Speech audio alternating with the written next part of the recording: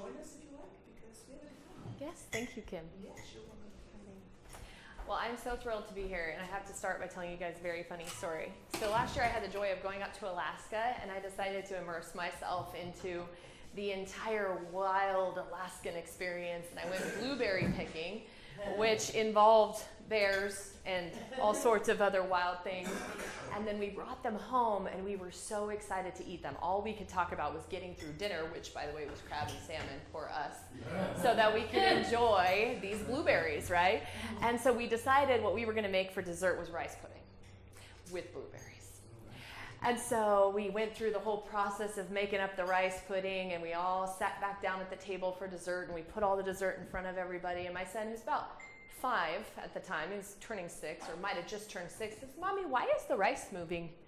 And we all looked down at our bowls, and we went, "Oh no."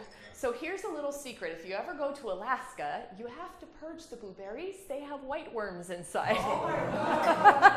I still can't quite look at blueberries the same. So this is why you see me kind of going, all right, it's okay. I'll eat that one. That one's okay. Yep, we're good. Little tidbit. Yes, well, we don't have that problem here. Our blackberries, our raspberries, they're fine. You can just pop them right off the bush, so. You have Alaskan jumping blueberries.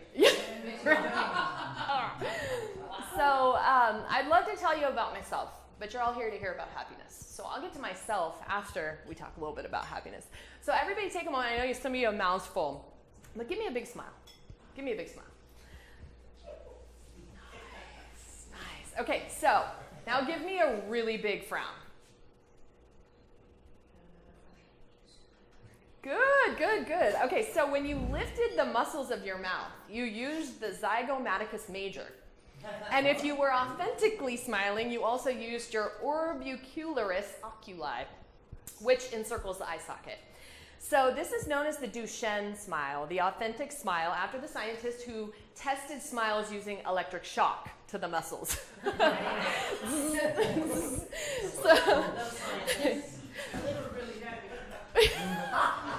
When you frowned, you used the corrugator supercilii. I had to write that how it sounds so I could say it back. So if somebody's watching on YouTube, they're probably going to say, no, she's got that all wrong. But that's what I'm going to call it.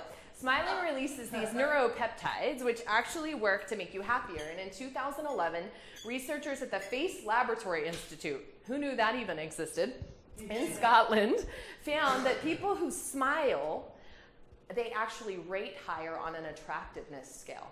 So if you walk around smiling, people think you're handsomer. People think you're prettier.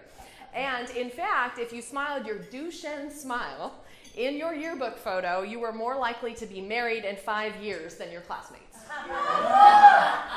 And when researchers followed up with them, they were genuinely more happier than their classmates. So this is an interesting thing, this research on smiling and frowning and how many muscles does it take to smile versus how many muscles it takes to frown. And then, one more important thing, researchers at Bangor University came up with a study that allowed them to measure the value of a smile. Guesses? How much is a smile worth? Anybody have an idea? Toss it out. $1,000. $1,000, okay. Wow. Anybody else? I'm the optimist in the room here. Yes. Love it. It's a third. Priceless. I like that. I like that. They valued it at a third of a penny. Yeah. So I have to smile like a whole lot all day to earn my income, right? Especially if you live in California. Who's buying the smile, right? How does that work, right? So they actually did this other study, and I'd love to quote it, but I can't find it, and I'm probably just making it up because it was on the internet. But the study was that they had a bunch of people in a room like this, and they were staged, right? And then they had a certain family in the room. So the people that were all in the restaurant didn't know they were participating in this study, but this family walked in, and they started laughing.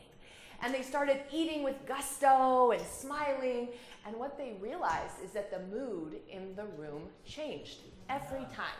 Every time that they walked in, no matter who was in the room, no matter what was going on, it lifted. People became happier. So they found that if we just walk around smiling, we can earn ourselves a happier life. I'm here to tell you that's bullshit. I like it already. Hey! So, that's the end of the topic. Good luck on your happiness. I'm out. Peace. But you got us all smiling and laughing. Okay, my work is done. So what does this all mean? So we talked about the external view of happiness, right? Which is a smiling face, the Duchenne authentic smile.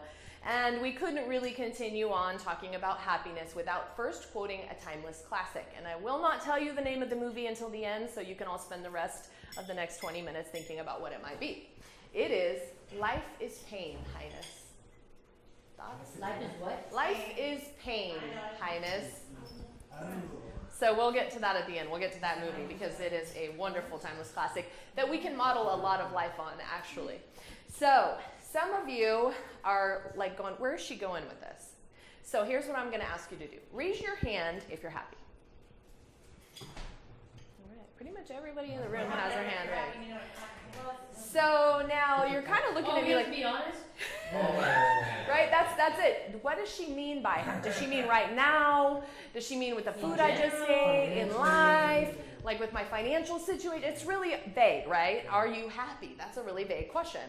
And so sure, right now we just ate a great meal. We're not at work. We're not folding laundry. We're among good company. We're talking about happiness. Yeah, I'm happy too. This is great, right?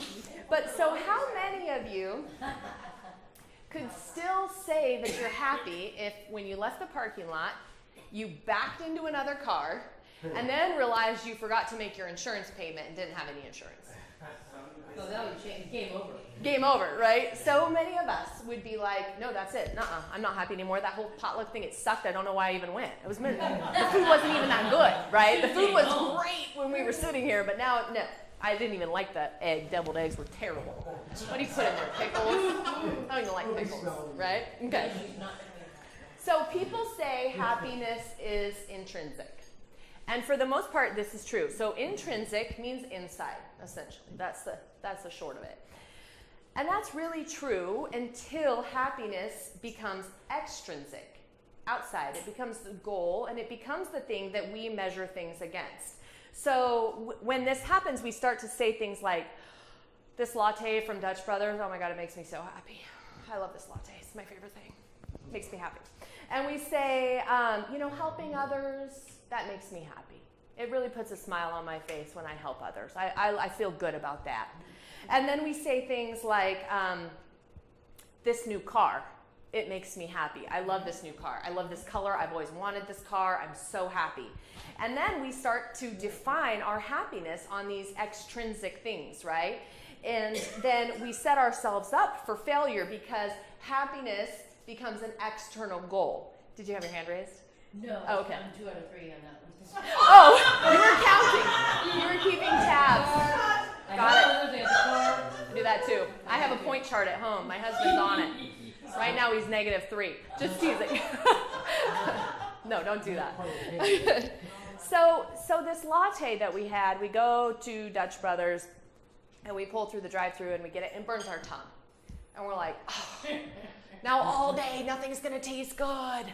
I'm miserable. I hate this latte, right? Or we say, for example, the people that we were helping, maybe they just didn't appreciate it. They just didn't do what we expected them to do, what we set our happiness on and how we were measuring it, and they didn't come back at it like we wanted them to. And now suddenly they're not very cool, and we're not very happy, and we're starting to be upset, right? And that new car, well, we just backed into someone in the parking lot, and we don't have insurance, and they have a more expensive new car. And now it's a nightmare. It's a big headache, and this car isn't bringing me happiness anymore. Now it's making me upset. So being truly happy is about learning to dig deep in the face of adversity, with the adversity.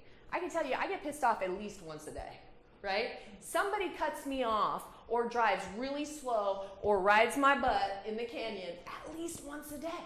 And then in that moment, I'm like, this is not making me happy. I'm not happy. So how do we reset in light of these things that are constantly happening to us. So now I'll tell you a little about myself. I started on this journey a long time ago. About 10 years ago, I wrote a book called Teetering on Disaster. Some of you might have heard it. It was about growing up here in a small trailer, right? 27-foot fifth wheel, no power, no electricity. Probably many of you have done that. Some of you may still be doing that because it's awesome. And I talked about how, as a kid, I did not think that was awesome. I thought that was terrible. And so I wrote this book, and I was on this journey in life, and I'm like, I don't think I'm living my life purpose. I don't think I'm on my right road. Maybe I'm on a road, but I don't know if it's the right road. I'm not really sure. And I was in my 20s, and I was still kind of figuring things out. And so I decided I'm going to be a therapist, right? A marriage family therapist, a psychotherapist, because those people have it figured out. They know what they're doing. So $38,000 later, I still didn't have it figured out. Now I had this allowance, right? This degree and this license that said, you can go tell people how to be happy. But I wasn't happy, right? I mean, I was happy, but I wasn't happy. And so 2 Decembers ago, I'm driving my son to school. It's 2 days before Christmas. And he's singing Little Saint Nick in the back because he was about to perform that at Georgetown School. He's in kindergarten. Little Saint Nick, we're going along, and I come to the first passing lane on Highway 193, and I'm like, for the first time in my life, we are not late to school. I'm on cruise right here. This is good. Life is good. It's almost Christmas, almost break. Get to the next passing lane, and this big truck that had been going really slow in front of me decides to pull to the right and slow down. And I'm thinking, oh, I'm in a passing lane now, and he wants me to pass. So I start to pass. And what he did was slammed into my car. He turned right into my car. And in this moment, the entire universe slowed to about a millisecond. And I could see everything so perfectly. I could see everything so clear. And what I saw more than anything was 2 telephone poles in the corner off the side of the road. And I did the craziest thing that no human ever does in their right mind. I cranked the steering wheel into the truck, and I held on as tight as I could. I held on for dear life. Bow! It hit into the side of us, and then the next thing I know, we're skidding for the telephone poles, and I'm holding on, and we're off the road, and we stop, and there's silence. And it's like a birthday party. It's all pink and powder and glass shimmering, and I heard nothing. And in that second of silence, I experienced the biggest fear I had ever felt. Is my son alive?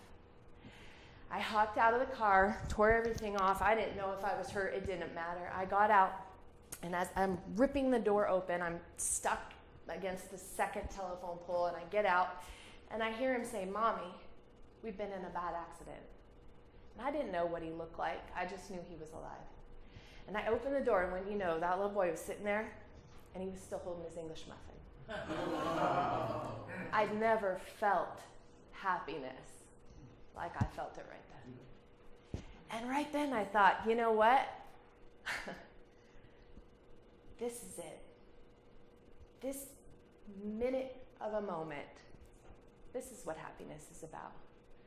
It's this moment of peace, gratitude, and love.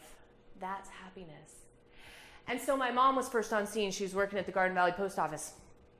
And she showed up, and I'm crying. And she's like, "Where's Tucker? Where's you? Are you okay?" She's freaking out. She's freaking out. The car is totaled on the side of the road. She can see this big dump truck. I mean, it's obvious that this was bad. And I said, "Mom, I'm not living my life right." And it wasn't that I was living my life bad.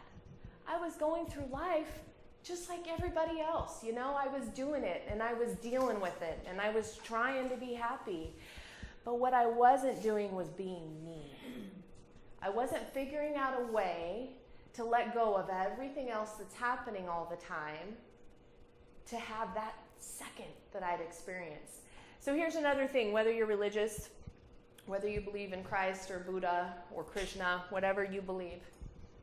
I got out of the car, and when I got my son out and we sat down on the side of the road, wouldn't you know, the first thing I saw was House of Prayer. And I went, I got the message on this one, right? I got it. It's real clear now. I got it. That's when I set on my journey for happiness. That's when I started switching how I was approaching things. And I started doing things like being more mindful. I read this book by this Buddhist monk. His name's Thich Nhat Hanh. Read his stuff. If you take one thing away from me, take away him, not me, because he's amazing. And this book, You Are Here, it's so funny. My husband and I were sitting in a hotel room in Sacramento for work when I was reading it. We own a small business in Greenwood called Red Lion Engineering. You might have seen the two big yellow buildings. I'm Matt's wife, yes. And so we're sitting in this hotel room. I'm like, I got to tell you, this is amazing. You have to hear this, right? And I've been reading this book, and he's been like, turning out, right? And I said, he says that when we're sitting at a stoplight, it's an opportunity to find happiness. It's an opportunity for gratitude. And he's like, what? What? Maybe I missed the chapter. I don't think I understand. So I'm supposed to be happy that I'm stuck at a red light? Yes, that's exactly it. So we're supposed to be at this red light, right? That is stopping us from getting where we're supposed to be going. And we're supposed to say this, I am here. How powerful is that? Yes, I get to be here right now. I get to have this breath. I get to be in this space. And more importantly than that, we can take it a step deeper and say, I get to use this red light as an opportunity to say, I have never noticed that pine tree. How positively beautiful is it?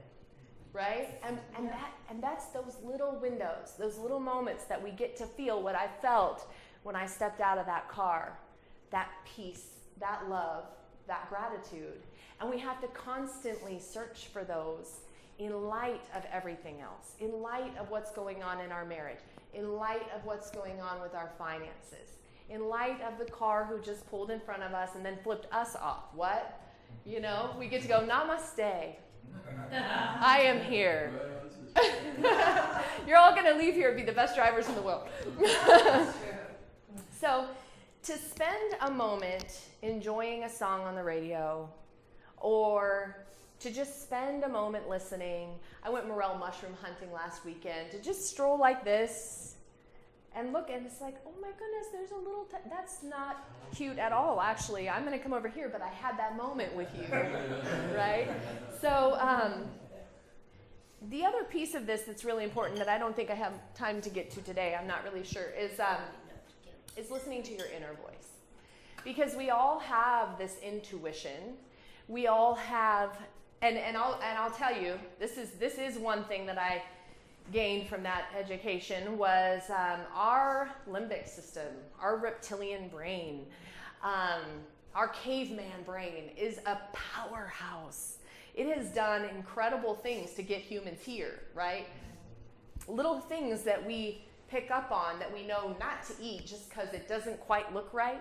We have that. We get that from our ancestors, from those who have been before us. And it's been carried on in our genes, in our little microbes. And someone on YouTube will comment on that too and say, no, it's called a mycobia or something. Now I'm talking about chemicals in a pool. I don't even know.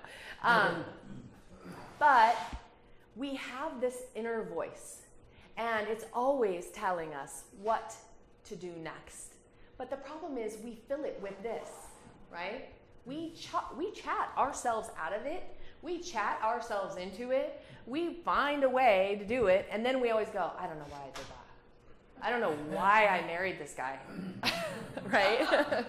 For example, I don't know why I took this job. Well, you probably did. There was probably all sorts of little things that were going, nope, and you're like, psh, it's good pay. He's hot, right? Okay, so, but that's not enough. We got to listen to the inner us, because the inner us is the one who knows how to be happy in this skin, in this body, right? I have brought some handouts today that have some more tangible ways. This is very theoretical, right? One of them is a book. You can download it for free if you sign up for our newsletter on bufindhappy.com. And it's tangible. It's how do I get to where you're talking about without wrecking a car, right? how do I silence my mind? How do I declutter my space so that I can find that me that's inside and that little moment of gratitude and peace and love? Is there a how do I turn off my brain so I can get some sleep? That is the final chapter. Is sleep. I'll skip right to the end. Yes, and also the blog has a great article on both how to fall asleep on beyoufindhappy.com as well as what to do when you wake up at 4 a.m. I covered that one. The witching hour, right? That's the best one. I also teach yoga at Ironworks, and it's happy focused. So here's what you get from doing yoga. And it's been brought to Western. The yoga I practice is Ashtanga, which comes down from the Vedic scripts. So I go back to the Eastern Mysore, India style of yoga. And that's been my journey. When I started, I was like, oh, forward fold. Okay, yeah, that feels really good. Okay, I'm good. Done with yoga. And now I'm in more of a moving meditation. But if you come to yoga with me, what we'll do on Wednesdays is happy focused yoga.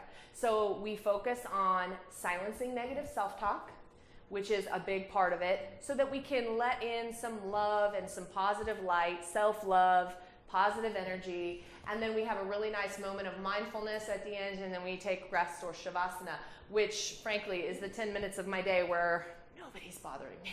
So that's the greatest benefit, I think, to that. And then, oh yes, we have workshops as well. So myself and 2 other girls lead these, and we do them on the Divide. We do them off the Divide. We have a shaman Reiki artist. She does incredible work. And then we also have, and that's Jessica Daughtry. And then we also have Savannah Burke, who's a former military nurse, and she teaches setting boundaries and challenging fears. More about that PTSD side of things, which is really important because how our brains are so powerful with that intuition, they're also really good at storing stuff that we don't really need anymore. And I'll give you a perfect example. I work with this on my couples a lot.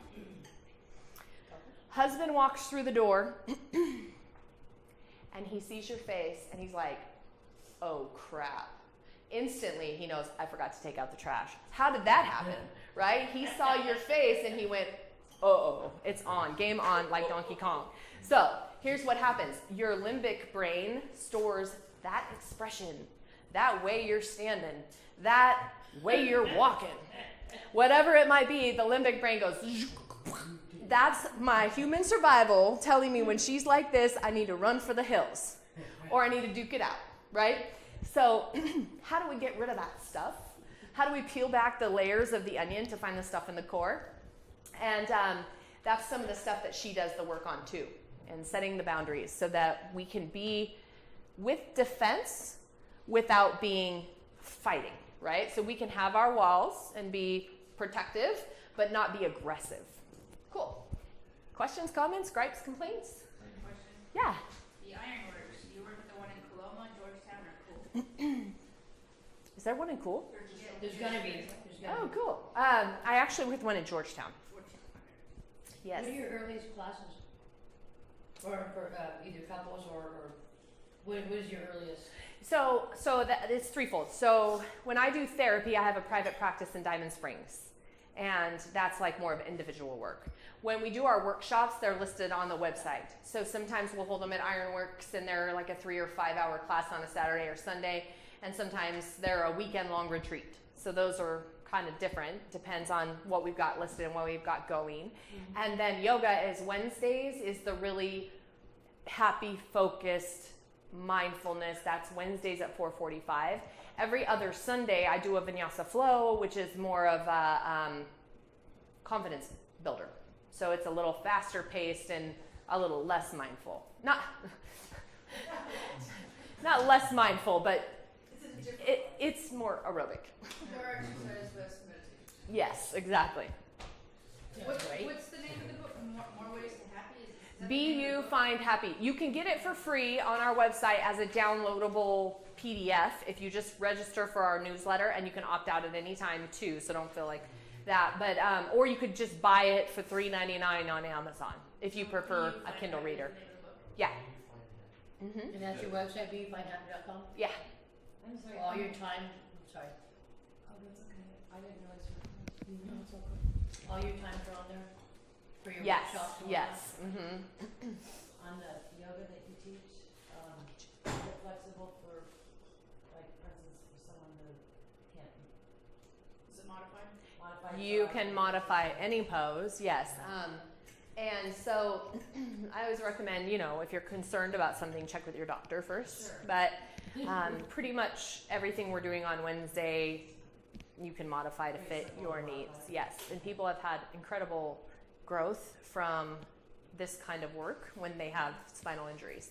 I've taken the restorative yoga and stuff before, so I was just curious. Yeah, exactly. Like a yin yoga. Mm-hmm. Great. And you had a question too. Was the same. Oh, okay. Mm-hmm. Well, I have just an observation. I like your stoplight analogy. It's like living in the precious present versus concentrating on what's to come. Spinning on the future, yes. Yeah, the now. And I gotta say, personally, that really worked. Spinning on the future? Yes. Because when I was a hospice volunteer a while back, that was at level 1, and I got into it, and I heal myself all the time. It's amazing. Reiki is incredible. Yes, I've seen very powerful energetic movements and all sorts of fun hippie stuff. So, the final quote is from the Dread Private Roberts, right? If we say, "Life is pain, Highness. Get used to disappointment." The Princess Bride, yes. And so many great life analogies from The Princess Bride.